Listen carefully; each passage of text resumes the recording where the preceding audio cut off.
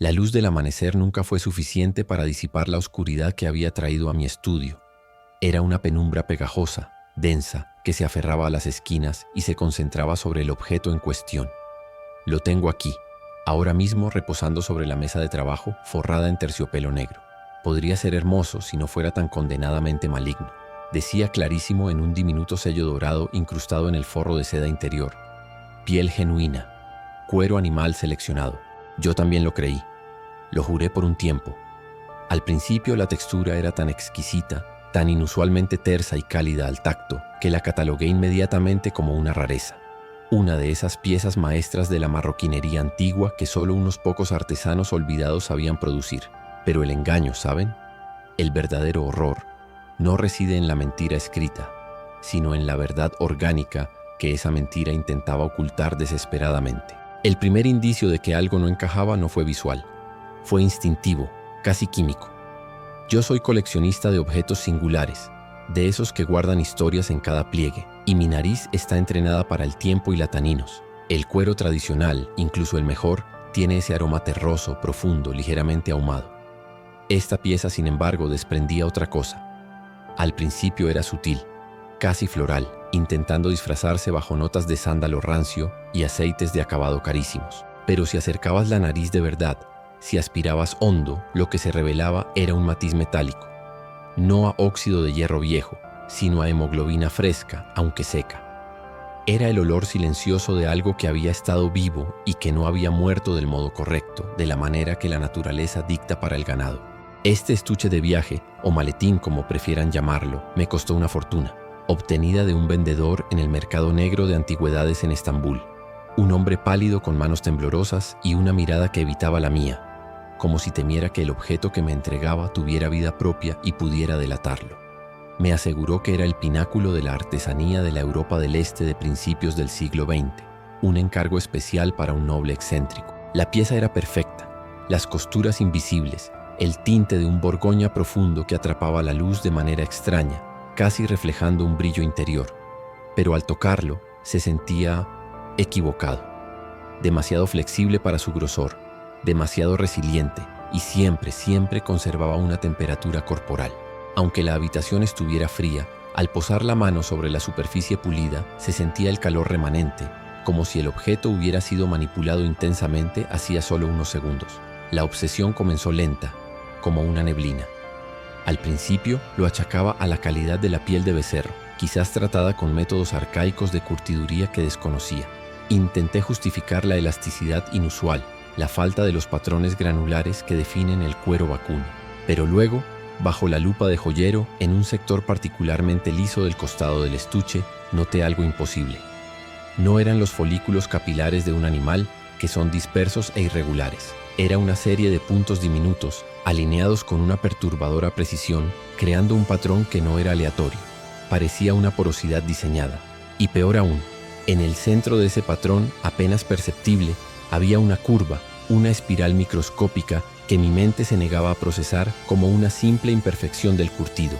Era el vestigio de un diseño dérmico, una huella dactilar, o la insinuación de ella, grabada en la propia estructura del material. El vendedor de Estambul, ese tal Karoli, me había dado una única advertencia críptica al momento de la transacción mientras envolvía el estuche en capas de lino oscuro. Me dijo con un susurro ronco: no intentes limpiarlo demasiado y no lo expongas al sol directo. La piel odia la luz y la luz revela demasiado. Yo pensé que se refería a la preservación del color, a la fragilidad de un objeto centenario. ¡Qué ingenuo fui! Esa advertencia era un código de conducta para manejar una atrocidad. A medida que pasaban los días en mi estudio, iluminado ahora solo por lámparas de luz fría para evitar cualquier distorsión cromática, el estuche de viaje se convirtió en el epicentro de mi vida. Dejé de lado mis otras colecciones. Me sentaba durante horas, observándolo, esperando que revelara su secreto. El problema escaló cuando la superficie comenzó a sudar. No era humedad ambiental. Eran microgotas de un aceite pálido y transparente que emergían de los poros que había notado. Al limpiarlas con un pañuelo de papel, la superficie quedaba brillante, casi lubricada, y el olor metálico se intensificaba, obligándome a abrir las ventanas incluso en las noches más frías.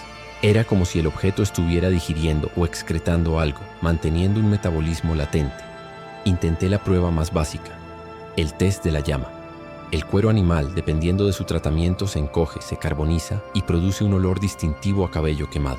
Corté con dificultad un fragmento minúsculo de la base cerca de un área oculta. Para mi asombro, el material resistió el corte de mi bisturí de precisión de manera obstinada. Se estiró en lugar de romperse y la cuchilla chirrió como si estuviera raspando hueso. Finalmente conseguí un trozo. Lo acerqué a la llama de butano. Lo que ocurrió fue un patrón interrumpido total, una violación a todas las leyes de la química orgánica que conocía. No se carbonizó, no emitió humo negro. El fragmento de cuero animal seleccionado se encogió lentamente, se puso gelatinoso en los bordes y un olor dulce y enfermizo, no a cabello, sino a carne cocinada muy lentamente, casi a la parrilla, llenó el aire. Luego se disolvió en una especie de ceniza grisácea, finísima, que no se parecía en nada al residuo de la taninos. Era demasiado limpio, demasiado biológico. En ese instante, mi racionalización colapsó. La idea de que esto era un cuero exótico, tal vez de algún animal raro como el capibara o el cocodrilo, se desvaneció. La textura, la elasticidad, el calor constante, el olor a sangre invisible, la resistencia al corte, todo se sumaba a una conclusión que mi mente se había negado a verbalizar. La materia prima de esta atrocidad no provenía de una criatura destinada al matadero. El pánico se instaló, frío y punzante. Tenía que saber la verdad. Tenía que ir más allá de la simple inspección visual. Organicé mi laboratorio privado. Usé luz ultravioleta, con la esperanza de detectar manchas orgánicas o fluidos. Bajo la luz negra, la superficie del estuche no brilló con el típico azul o amarillo de los conservantes y aceites. En su lugar, el color borgoña se intensificó. Pero lo que realmente me heló la sangre fue ver cómo las costuras, ese trabajo de aguja invisible que tanto había admirado, se revelaban. No estaban cosidas con hilo de lino encerado o nylon fuerte. Parecían estar suturadas con algo más fibroso, algo que la luz UV hacía refulgir con un tono perlado opalescente, como si hubieran usado tendones para unir las piezas. Fue entonces cuando volví a enfocar mi atención en el pequeño detalle del patrón dérmico. Ya no era suficiente una lupa. Usé mi microscopio digital de alta potencia, calibrando la iluminación y el enfoque. Pasé casi una hora moviendo la lente milímetro a milímetro sobre esa zona particularmente lisa, y lo encontré. El patrón no era una imperfección, era la matriz perfecta, inconfundible, de las crestas papilares. Los pequeños valles y colinas que conforman el entramado de las yemas de los dedos de la palma de la mano. Estaban allí, no como una impresión externa, sino como parte integral de la estructura de la piel. Esto significaba que la pieza no había sido tocada por alguien, sino que era parte de alguien. Decía cuero animal. Yo también lo creí. Pero bajo el microscopio, esta pieza de terror exquisitamente elaborada reveló su propia historia, una historia de origen que gritaba desde el nivel celular. La piel había sido curtida con una maestría tan perversa que había conservado las características más íntimas de su donante. Las fibras eran demasiado finas, el grosor inconsistente en maneras que solo tiene sentido si se sigue la anatomía de un cuerpo específico, no la uniformidad de un pellejo extendido. La elasticidad y el calor residual ya no eran un misterio. Eran la herencia de la vida que había sido violentamente extraída. El estuche no era un objeto de piel de vaca seleccionada, era un artefacto humano. Y la gran revelación que cerró este bucle de horror inicial fue un detalle que Caroly, el vendedor, no había podido ocultar del todo, a pesar de su habilidad. En el borde inferior, donde las dos mitades del estuche se unían, había un pliegue muy sutil, un área donde la piel se tensaba de una forma peculiar. Al aplicar un disolvente suave, un riesgo que asumí, desesperado, la capa superficial de tinte borgoña se aclaró por un instante, y lo que se reveló fue una pigmentación blanquecina, casi cicatrizada, que formaba un arco perfecto. Era la curva que deja una uña encarnada o la base de un dedo amputado con una precisión quirúrgica, justo donde la piel se une al borde del lecho ungueal. Habían utilizado la piel de la mano, o de una sección del cuerpo que incluía la mano, para formar ese borde del estuche. Un escalofrío helado profundo me recorrió. Esto no era un capricho sádico de la Edad Media. Esto había sido hecho según el sello hace poco más de un siglo. Y lo que tenía en mis manos no era una reliquia, sino un sudario personalizado, un receptáculo hecho de la carne de una víctima, o quizás de muchas. La etiqueta no era solo una mentira, era una burla macabra. No era cuero animal, era la piel de la atrocidad. Ahora, mientras la luz del sol finalmente logra atravesar las cortinas, el estuche parece brillar con un apetito silencioso. Es demasiado tarde para devolverlo. Es demasiado peligroso destruirlo de la manera convencional. Temo lo que podría liberarse si intento quemarlo de nuevo. La pregunta ya no es qué es este material, sino quién lo hizo y, más importante aún, cuántos de estos objetos existen todavía, llevando consigo el recuerdo orgánico de la vida que les fue robada. Tengo que descubrir la fuente, el artesano, el taller que transformó la anatomía humana en un objeto de lujo. El hombre de Estambul es mi único punto de partida, pero sé que viajar de vuelta no será una simple visita a un mercado de antigüedades. Será un descenso a algo mucho, mucho más profundo y pútrido. Si usted ha visto algo similar, si ha tropezado con un objeto que desafía la biología del cuero, que huele a metal y retiene el calor de un cuerpo vivo, no lo toque. No intente conservarlo.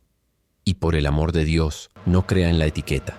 Yo tengo que seguir, tengo que encontrar a Caroly y desenmascarar esta red de horror. Necesito saber si esta aberración de maletín es solo el comienzo. Prepárese, porque lo que tengo que contarle sobre el taller y el proceso de curtiduría, sobre cómo extraían la piel sin dejarla morir del todo, es la historia más oscura que jamás haya escuchado. La búsqueda del origen me llevó a los sótanos, a la sangre y al silencio de una verdad que la humanidad eligió enterrar. El sótano era una boca abierta y húmeda. No había luz natural, solo la enfermiza pulsación de tubos fluorescentes viejos que parpadeaban y zumbaban como insectos moribundos atrapados en una caja de metal. El olor. Dios mío, el olor. Había entrado en docenas de curtidurías durante mis investigaciones iniciales, oliendo el formaldehído, los taninos vegetales, el hedor rancio de las pieles crudas esperando su destino. Pero esto era diferente.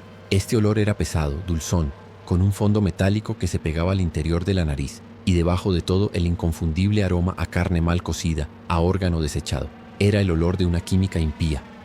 Entré resbalando sobre un líquido viscoso que cubría el suelo de cemento. No me atreví a mirar de cerca si era agua o algo más denso. Mi corazón golpeaba contra mis costillas, un tambor frenético que temía que delatara mi presencia. Ya no estaba buscando respuestas. Estaba buscando una forma de salir con vida, porque la revelación ya estaba a mi alcance, fría y tangible, esperando bajo esa luz amarillenta que lo distorsionaba todo.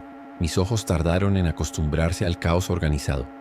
Había hileras de tanques de acero inoxidable, grandes tinas burbujeantes, conectadas por una maraña de tuberías que parecían venas industriales. Y luego estaba el producto, o mejor dicho, la materia prima. El segundo gancho se clavó en mi garganta, dejándome sin aliento. Pegados a los muros, colgados de ganchos gruesos como los de una carnicería, había grandes lienzos. Eran planos, sí, pero no como la piel de un animal sacrificado y desollado de manera convencional. No había rastros de pelo grueso, ni de la rigidez desigual que delata un corte brusco. Estas pieles eran anormalmente grandes, lisas, y lo que me hizo vomitar silenciosamente en mi boca fue el color. No el color beige pálido de la piel curtida, sino un rosado enfermizo, casi translúcido, que aún conservaba un sutil tono rojizo, como si la vida hubiese sido expulsada de ellas hacía solo un momento, por la fuerza, pero sin el tiempo suficiente para que la sangre drenara por completo.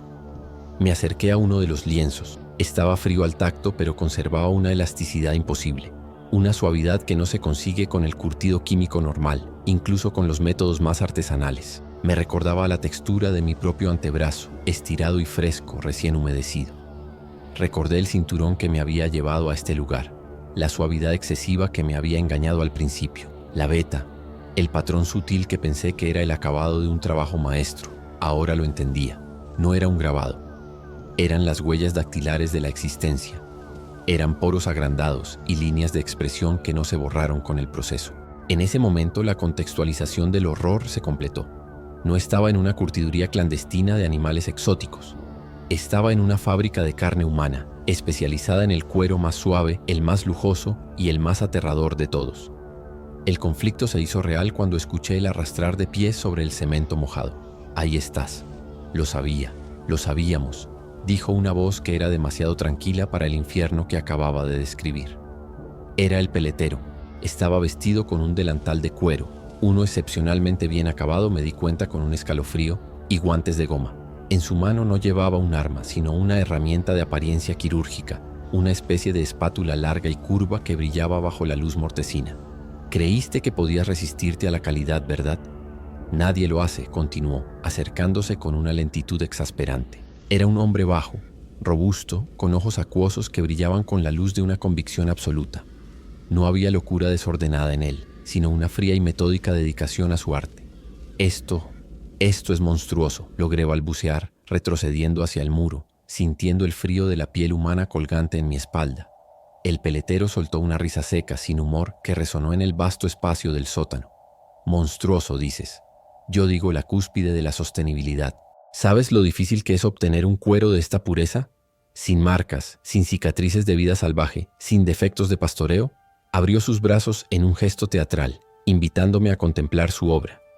Era la hora de los open loops, de entender por qué la perfección de ese material era tan antinatural. Los animales son tan ineficientes, tanta merma, tanto desperdicio de carne y hueso, y la calidad de su piel es tan vulgar. Esta, sin embargo, caminó hacia uno de los tanques más grandes, donde un líquido espeso y rojizo burbujeaba suavemente. Esta es piel de criadero, piel de cultivo. Mi mente se atascó en la palabra cultivo. No era solo que matara gente, era que los trataba como ganado. ¿Por qué la calidez? ¿Por qué la maleabilidad? Logré preguntar, con la voz apenas un susurro rasposo. El peletero sonrió y esa sonrisa era el pico de su enfermedad. Ah, la firma de mi obra. El secreto que la hace irresistible, ¿no es así? Cuando la piel se retira, no está completamente muerta. No la matamos de inmediato, la mantenemos, activa.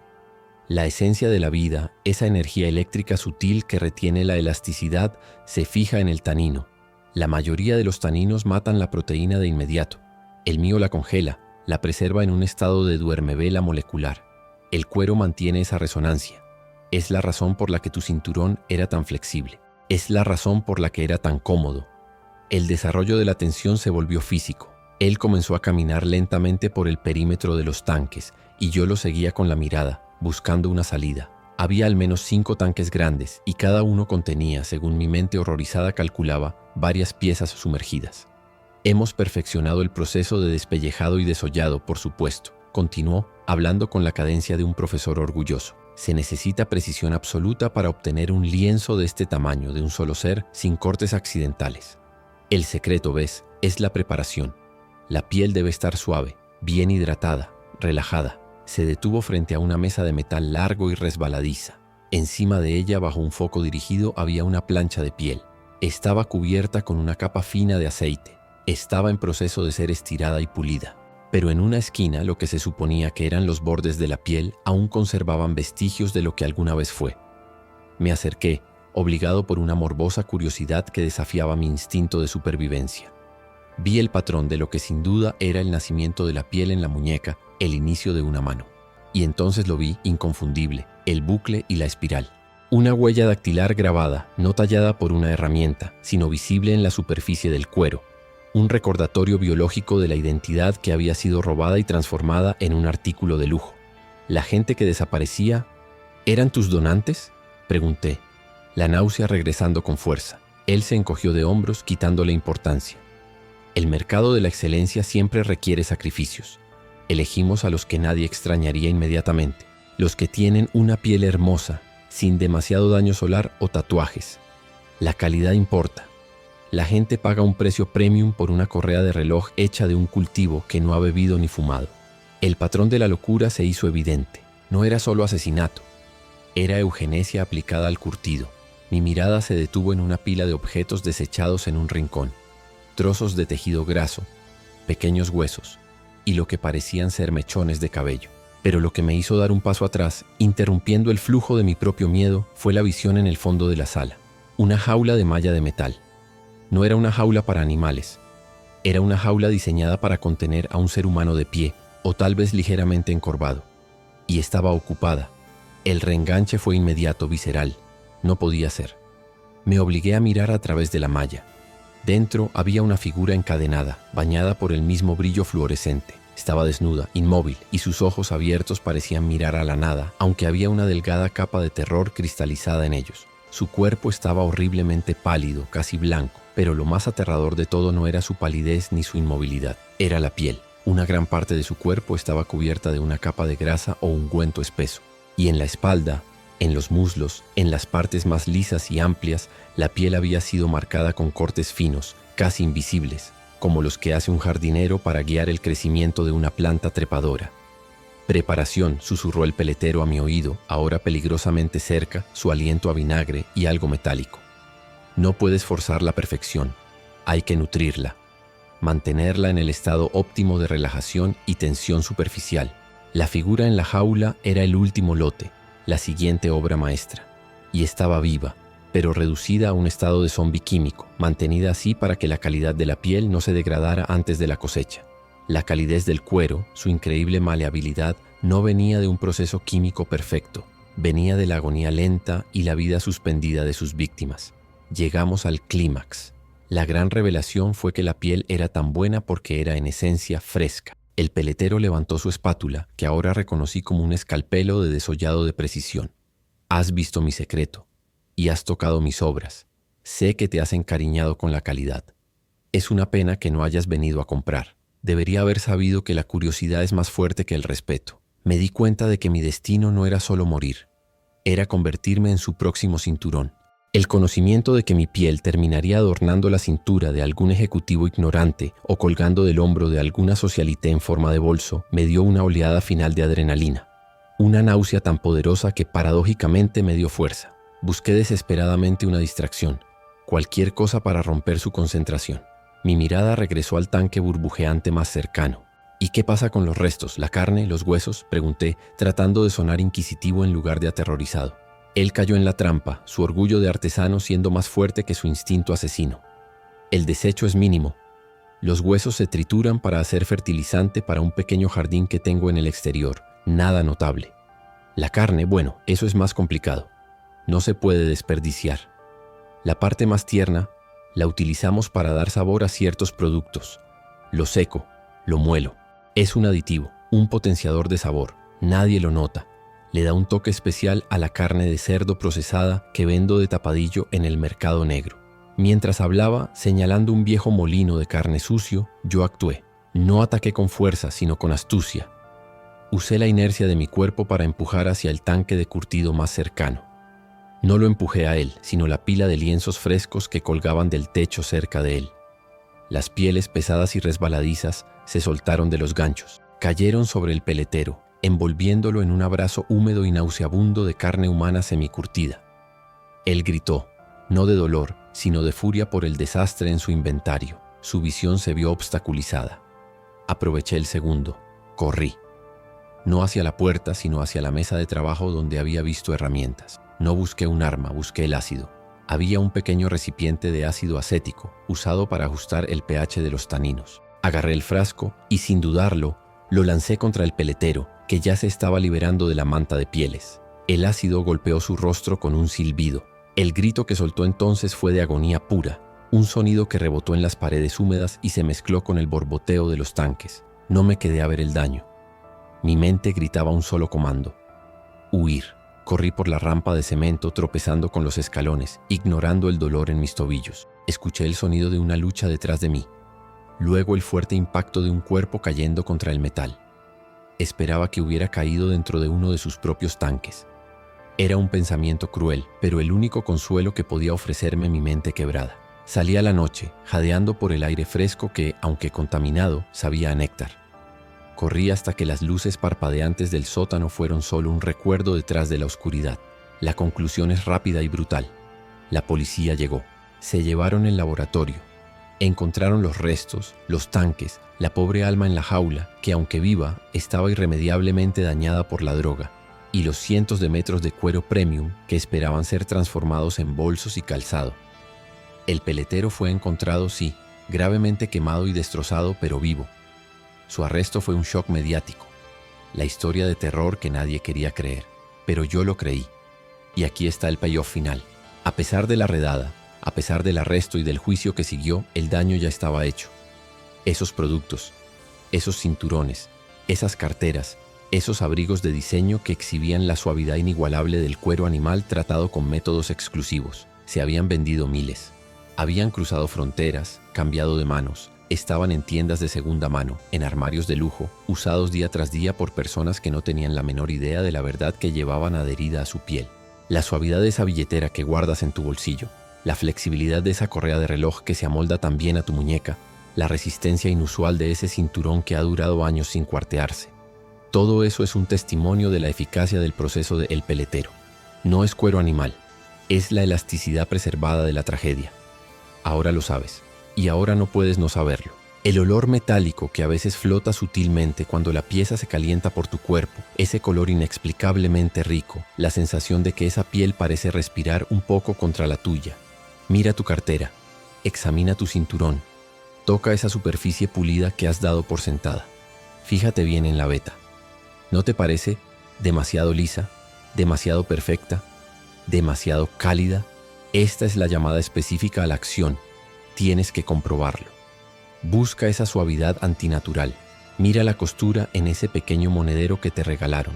Mira de cerca. Si ese producto de cuero es excepcionalmente suave, si tiene una longevidad que desafía la lógica, si sientes una calidez extraña cuando lo llevas puesto, tienes que saber de dónde viene. Porque yo también creí que decía cuero animal. Yo también lo creí, al principio. Ahora mi vida es una pesadilla de texturas y olores, y cada vez que veo una hebilla plateada reluciente me pregunto, ¿de quién fue esta piel antes de ser tu lujo? ¿Y qué tan cerca está la tuya de convertirse en el próximo artículo de colección? Deshazte de él, ahora, antes de que la piel te recuerde demasiado a la tuya.